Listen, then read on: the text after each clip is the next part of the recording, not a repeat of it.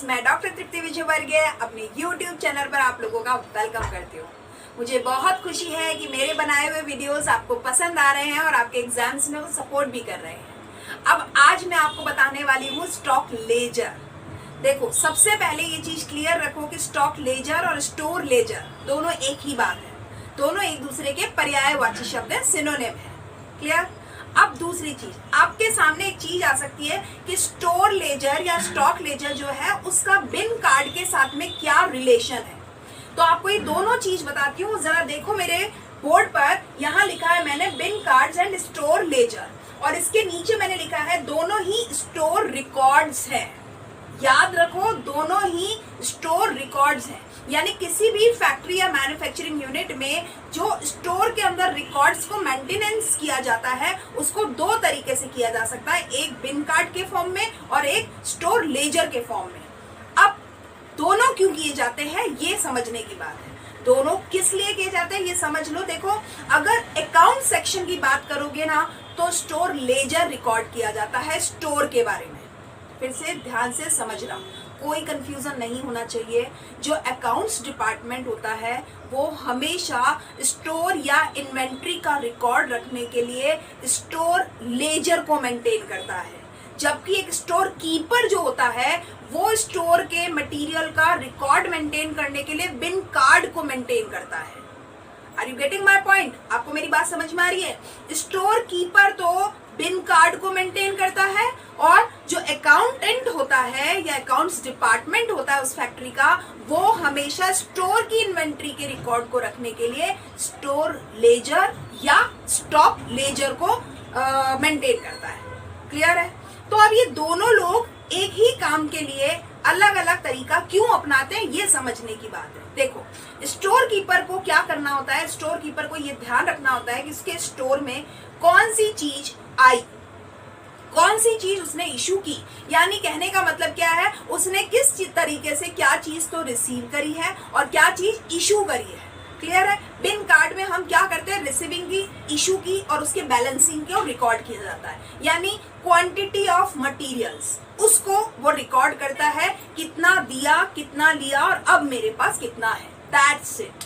तो इसलिए store keeper तो बिन कार्ड को रिकॉर्ड करता है, बिन कार्ड में स्टोर के मटेरियल को रिकॉर्ड करता है। जबकि अकाउंट सेक्शन की अगर हम बात करेंगे तो आपके दिमाग में पहली चीज आनी चाहिए, अकाउंट सेक्शन क्या करता है, कॉस्टिंग के रिकॉर्ड्स को रखता है। हर एक वो चीज का रिकॉर्ड रखता है जिसका पैसे से लेना देना है, और स्टोर में रखी गई हर एक चीज की मॉनेटरी वैल्यूएशन होती है, उसका मौद्रिक मूल्य होता है। तो मौद्रिक मूल्य के हिसाब से कितने सामान का स्टोर में आना हुआ है, कितने सामान का स्टोर से जाना हुआ है और अब स्टोर में कितनी वैल्यू का सामान बचा है, कितना सामान नहीं कितनी वैल्यू का सामान बचा है, यानी कॉस्टिंग पॉइंट ऑफ व्यू से। तो अकाउंट सेक्शन इस चीज को रिकॉर्ड करता है स्टोर लेजर या स्टॉक लेजर में। क्लियर बात है? तो ये समझ में आ गया होगा कि इन दोनों का अंतर क्या है। अब मोटी मोटी बात ये समझ लो कि जो बिन कार्ड होता है ना वो तो केवल ट्रांजैक्शंस को रिकॉर्ड कर रहा है क्लियरली, रिसीविंग कितना हुआ, इशू कितना हुआ और अब बैलेंस कितना है। जबकि स्टोर लेजर में हम सेम काम यही होगा, कितना आया कितना गया, लेकिन क्वांटिटी के साथ में उसके मॉनेटरी टर्म्स की कैलकुलेशन भी होती है। अगर 5000 यूनिट कोई चीज अगर है तो 5000 का कॉस्टिंग कितना आया होगा। मान लेते हैं कि एक यूनिट का 15 रुपए है, 15 रुपए है, तो 15 रुपए को एक यूनिट के हिसाब से 5000 यूनिट से मल्टीप्लाई करने से जो मॉनेटरी टर्म्स में वैल्यू आएगी उसकी रिकॉर्डिंग भी स्टॉक लेजर में होगी। ये अकाउंट सेक्शन करता है। यानी कहने का मतलब है जो भी चीज है उसकी मॉनेटरी वैल्यूएशन का रिकॉर्ड भी रखेगा, जबकि बिन कार्ड में केवल क्वांटिटी रिकॉर्ड किया जा रहा है। तो क्वांटिटी के साथ साथ मॉनेटरी टर्म्स में जो कैलकुलेशन की जाएगी वो स्टोर लेजर में की जाती है और ये अकाउंटेंट करता है। तो अंतर समझ में आ रहा होगा? क्लियर है? उसमें केवल क्वांटिटी रिकॉर्ड हो रही है, इसमें क्वांटिटी के साथ में उसकी मॉनेटरी वैल्यूएशन भी रिकॉर्ड हो रही है।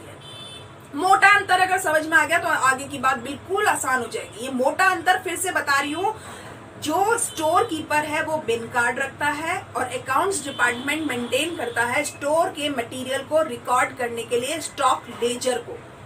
मैंने पहले ही क्लियर कर दिया है, स्टॉक लेजर और स्टोर लेजर दोनों एक ही बात है, एक दूसरे के पर्यायवाची है। क्लियर?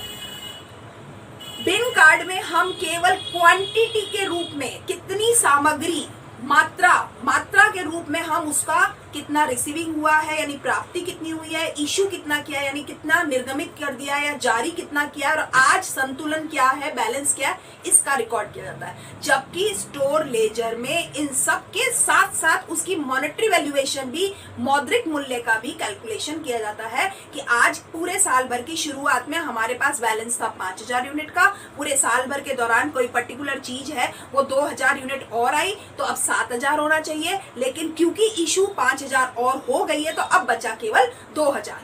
तो 5000 आया था कितने, जब हमारे पास बैलेंस में था वो कितनी रेट पे था, जब हमने 2000 नया खरीदा वो किस रेट पे खरीदा, और आज हमने 5000 इशू कर दिया वो किस रेट पे किया था, और आज जो बचा है 2000 वो किस रेट पे अब हमारे पास में अवेलेबल है। तो पैसे से उसकी कैलकुलेशन होती है। क्लियर है? यानी एक सेक्शन और इसमें जुड़ जाता है, वो है पैसा। बस अब अगर ये समझ में आ गया तो हम ये कह सकते हैं मैनुअल और computer recording of raw materials and production supplies stored in production facility. किसी भी उत्पादक क्रिया में अगर जो हमारी चीजें काम में आ रही हैं, मटेरियल जो काम में आ रहा है प्रोडक्शन में या उत्पादन करने में, उन सारी चीजों का चाहे तो मैनुअल रिकॉर्डिंग कह लो चाहे कंप्यूटराइज्ड रिकॉर्डिंग कह लो, उसको हम कहते हैं स्टोर रिकॉर्ड्स। और ये स्टोर रिकॉर्ड्स स्टोर कीपर अलग तरीके से करता है और अकाउंट सेक्शन अलग तरीके से करता है। स्टोर कीपर करता है उसको बिन कार्ड कहते हैं, अकाउंट सेक्शन करता है उसको स्टॉक लेजर कहते हैं।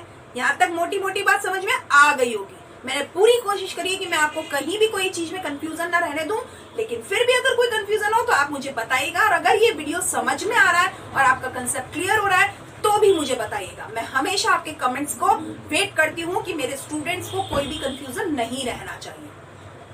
आगे बढ़ते हैं इसी दिशा में। अब जरा बात करो क्या पर्पस है, ये जो दोनों चीज रख रहे हैं या स्टोर रिकॉर्ड्स रख रहे हैं, इसका पर्पस क्या है। भाई देखो, मोटी मोटी बात समझ लेना, कोई भी चीज के काम करने का कोई ना कोई उद्देश्य तो होता ही होता है। तो अगर हम एक फैक्ट्री रन कर रहे हैं या एक मैन्युफैक्चरिंग यूनिट को रन कर रहे हैं तो उसका उद्देश्य क्या होता होगा, भैया पैसे की पकड़ रहना जरूरी है और पैसे पे नजर भी रहना जरूरी है। आप अगर नजर ढंग से रखोगे तो कंट्रोल ढंग से करोगे, कंट्रोल ढंग से करोगे तो कॉस्टिंग को आप नियंत्रित रख पाओगे, नहीं तो पैसा कहीं चला जाएगा और प्रॉफिट कहीं रहेगा ही नहीं। तो इसलिए कॉस्टिंग की कंट्रोलिंग करने की ये जो टेक्निक्स है, स्टोर के मटेरियल पे कॉस्ट कंट्रोल करने की जो टेक्निक है, उसी को हमने स्टोर रिकॉर्ड्स कहा है। और इसका पर्पस 3 लोगों के लिए बहुत मोटा है। सबसे पहले हम बात करते हैं ऑडिटर्स की, जो अंकेक्षक होते हैं उनके लिए भी इसका पर्पस है। उनके लिए क्या पर्पस है, वो ये देखते हैं कि पूरे साल भर में स्टोर में, किसी फैक्ट्री के स्टोर में कितना सामान आया, क्या उसकी रिकॉर्डिंग सही हुई, क्या जो रिसीविंग हुई वो सारी चीज आ गई, क्योंकि बिल्स के हिसाब से टैली होती है सारी चीजें। बिल्स के हिसाब से रिक्विजिशन जो आई थी उसके हिसाब से आपने इशू किया होगा, और जो आपने ऑर्डर लगाए होंगे उस हिसाब से आपने रिसीव किया होगा। तो इन दोनों के बीच के जो बैलेंस होते हैं, क्या वो स्टोर में आपके पास अवेलेबल है, अगर कम है ज्यादा है तो गड़बड़ कहाँ हुई और क्या हुई, कहाँ हुई और क्या हुई, ये सारी चीज की जानकारी रखने वाला व्यक्ति होता है, वो होता है ऑडिटर। और ऑडिटर, आपको मालूम है कि हर डिपार्टमेंट की ऑडिट होती है और ऑडिट से ही हमें पता चलता है कि हम क्या कर रहे हैं पैसे में, जो हमारा एडजस्टमेंट्स कर रहे हैं या जो हम रिकॉर्ड्स मेंटेन कर रहे हैं वो कितना ऑथेंटिक कर रहे हैं, राइट। तो ऑडिटर्स के लिए भी इसका एक उद्देश्य है। अब परचेजिंग स्टाफ के लिए भी इसका उद्देश्य है, क्योंकि परचेजिंग स्टाफ को ये पता होना चाहिए कि हमारे स्टोर में कितनी चीज आ रही है, हम बाहर से कितनी चीज मंगा रहे हैं। और अकाउंट्स डिपार्टमेंट ये कहता है, उसके लिए इसका उद्देश्य ये है कि हमारे पूरी संस्था में लगने वाला पैसा खरीद में कितना लगता है, और हमारे पास में जो हम दूसरों को सप्लाई करते हैं, मैन्युफैक्चरिंग यूनिट बनाते हैं और उस मैन्युफैक्चरिंग प्रोडक्ट करते हैं और उस प्रोडक्ट को बेचने से प्रॉफिट गेन करते हैं, हम इस सबके साथ में कोई जस्टिफिकेशन करते हैं या नहीं करते हैं। न्याय करना बहुत जरूरी है। आपकी कोई चीज आपने 200 रुपए में खरीदी, उस पर कोई वैल्यू एडिशन किया, 50 रुपए और बढ़ गया, 250 रुपए में आपकी कॉस्टिंग हुई, आपने 500 रुपए में बेचा तो 250 रुपए आपकी प्रॉफिट हुई है। अब अगर आपके पास ये 250 रुपए नहीं बच रहा है तो कहाँ जा रहा है वो पैसा भाई।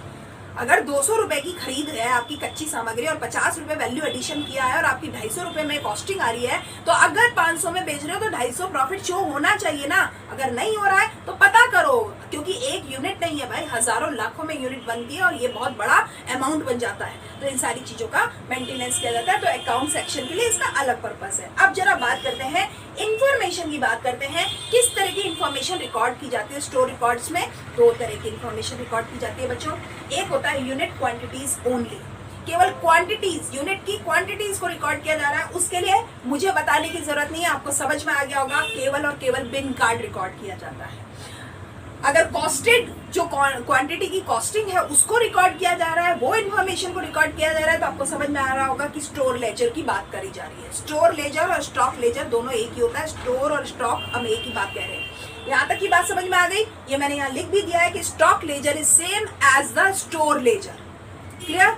अब आगे बात करते हैं, डिफरेंस की बात करते हैं। बिन कार्ड और स्टोर लेजर में अंतर क्या है? देखो, मैंने वैसे तो मोटा मोटा आपको अंतर बता ही दिया है, लेकिन अगर मैं डेफिनेशन फॉर्म में बताऊं तो ये कह सकते हैं बिन कार्ड को हम स्टॉक कार्ड कहते हैं। समझो, बिन कार्ड को हम स्टॉक कार्ड कहते हैं, जिसको कि हम किसी भी मटेरियल का जो स्टोर में आया है उसकी रिसीविंग और उसके इशू का पूरा रिकॉर्ड मेंटेनेंस किया जाता है, जो कि स्टॉक डिपार्टमेंट करता है। जबकि अगर मैं स्टोर लेजर की बात करूं तो स्टोर लेजर को हम लेजर ऑफ कॉस्टिंग लेजर भी कहते हैं, और इसमें हम पूरी इन्वेंट्री का मूवमेंट वैल्यू टर्म्स में काउंट करते हैं, रिकॉर्ड करते हैं। वैल्यू टर्म्स का मतलब यहाँ पे मॉनेटरी वैल्यू से है, मुद्रा के रूप में, पैसे के रूप में, मूल्य के रूप में। आगे की बात करते हैं, बिन कार्ड में क्या होता है, ये रिकॉर्ड केवल क्वांटिटी का रखता है, मटेरियल की क्वांटिटी का रिकॉर्ड करता है, यानी रिसिप्ट कितना हुआ, इशू कितना हुआ, बैलेंस कितना है मटेरियल का। जबकि स्टोर लेजर में हम मूवमेंट ऑफ इन्वेंट्री का जब कर रहे हैं ना रिकॉर्ड, तो उसकी रेट भी काउंट होती है, क्वांटिटी भी काउंट होती है, उसकी वैल्यू भी काउंट होती है, और उसकी बैलेंस ऑफ मटेरियल क्या है हर मूवमेंट के बाद में वो भी काउंट होता है। यानी लेजर में हम ये चारों चीजें करेंगे, किस रेट पर, कितनी मात्रा में, कितनी मूल्य का चीज किस समय किसी को दी गई, और पहले हमारे पास सामान कितना था, देने के बाद अब हमारे पास सामान कितना, यानी बैलेंस भी रिकॉर्ड किया जाता है। ये स्टोर लेजर में किया जाता है। अगर मेंटेनेंस की बात करेंगे तो स्टोर कीपर मेंटेन करता है बिन कार्ड को, और कॉस्टिंग डिपार्टमेंट मेंटेन करता है स्टॉक लेजर को। क्लियर है? आगे और एक बात करते हैं कि जो बिन कार्ड होता है ना, वो स्टोर के अंदर रखा जाने वाला रिकॉर्ड है। फिर से ध्यान से सुनना, बिन कार्ड जो होता है वो एक स्टोर के अंदर रखा जाता है, क्योंकि स्टोर कीपर मेंटेन करता है। जबकि स्टोर लेजर जो होता है ये एक अकाउंटेंट रखता है, और अकाउंट सेक्शन में किया जाता है, तो स्टोर के बाहर रखा जाता है। याद रहेगा ये आपको, स्टोर लेजर तो स्टोर के बाहर रखा जाता है, बिन कार्ड स्टोर के अंदर रखा जाता है। कारण आपको समझ में आ रहा होगा क्यों? क्योंकि बिन कार्ड तो स्टोर कीपर मेंटेन करता है, और स्टोर लेजर एक अकाउंट सेक्शन या अकाउंट डिपार्टमेंट मेंटेन करता है। That's why it is placed outside the store, right? अब आगे की बात करते हैं। अगर हम बात करें कि जो बिन कार्ड होता है वो स्टोर कीपर तुरंत बनाता चलता है, ध्यान देना, तुरंत बनाता चलता है। आज की डेट पर day to day transaction record होते हैं बिन कार्ड में। आज की डेट पे मेरे को परचेज डिपार्टमेंट ने 200 यूनिट मंगवाई, तो मैंने 200 यूनिट इशू कर दी, ठीक है? इसका रिकॉर्ड मेंटेन कर लिया गया किसमें? बिन कार्ड में, क्योंकि स्टोर कीपर कर रहा है। तो ये डे टू डे ट्रांजैक्शन को रिकॉर्ड किया जाता है, इसका ड्यूरेशन डे टू डे है, डेली बेसिस पर। जबकि स्टोर लेजर का जो होता है वो पीरियोडिकली बेसिस होती है, हर एक महीने से, हर एक 15 दिन से, हर 2 महीने से, या हर 6 महीने से। डे टू डे एक्टिविटीज नहीं होती इसमें, day to day transaction record नहीं होते। यानी ये टाइम टू टाइम मेंटेनेंस होता है, और इससे हमें ये पता चलता है कि फरवरी एंड में हमारे पास कितना था और मार्च एंड में हमारे पास कितना है। अब फरवरी एंड के बाद मार्च स्टार्टिंग से लेकर के मार्च एंड के बीच में बहुत सारे ट्रांजैक्शन हुए होंगे, हर एक का एक एक दिन का स्टोर लेजर में रिकॉर्डिंग नहीं जाती, पूरे एक महीने की सारी चीजें एक साथ जाती हैं। तो ये पीरियोडिकली होता है, और बिन का डेली बेसिस पर होता है। क्लियर है? यहाँ तक बात समझ में पूरी उम्मीद है कि आई गई होगी।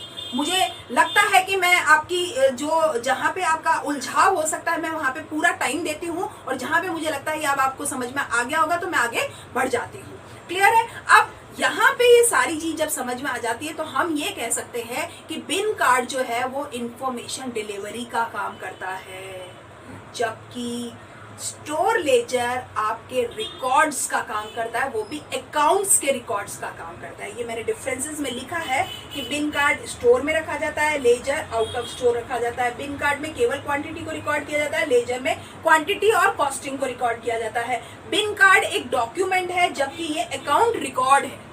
अकाउंट रिकॉर्ड है, अकाउंट सेक्शन रखता है तो उसमें पैसे की चीज की बात करता है, राइट। तो यहाँ पे ये चीज कहता है ये एक ऑफिशियल डॉक्यूमेंट है। ध्यान रखना, अकाउंट सेक्शन में रखी गई हर एक चीज ऑफिशियल डॉक्यूमेंट होती है और इसको स्टोर लेजर को बहुत ध्यान से काम किया जाता है। क्यों? क्योंकि स्टोर लेजर को ऑडिट के टाइम पे बहुत जरूरत पड़ती है। इन दोनों को टैली किया जाता है, ऑडिटर जो होता है इन दोनों को सामने लेके चलता है और वो फिर ये देखता है क्या ये सारी चीजें सही तरीके से रिकॉर्ड की गई है या नहीं की गई है। तो हम ये कह सकते हैं कि स्टोर कार्ड जो ये स्टोर लेजर जो होता है उसको हम बिन कार्ड के जैसा मान सकते हैं, लेकिन advance form of bin card होता है ये। क्लियर है? तो आज की क्लास के लिए मैं इतना ही पढ़ाऊंगी। मुझे पूरी उम्मीद है कि आपको मेरी बात सारी समझ में आई होगी। फिर भी अगर आपको कोई कंफ्यूजन हो, कोई शंका हो, कोई संदेह हो, तो उसका समाधान मेरे चैनल पर आपको फिर से हाजिर मिलेगा। आप मुझे कमेंट बॉक्स में रिवर्ट कीजिएगा कैसा लगा, कोई कमी तो नहीं लगी, और आपकी कोई उलझन हो तो वो भी मुझे बताइएगा। आपके द्वारा जितनी भी रिक्वेजिशंस मुझे दी गई है कि इस पर वीडियो बनाइए, इस पर वीडियो बनाइए, मैं हर एक को कंसीडर कर रही हूँ और one by one I will take the topics regularly. Thank you and keep watching my videos regularly.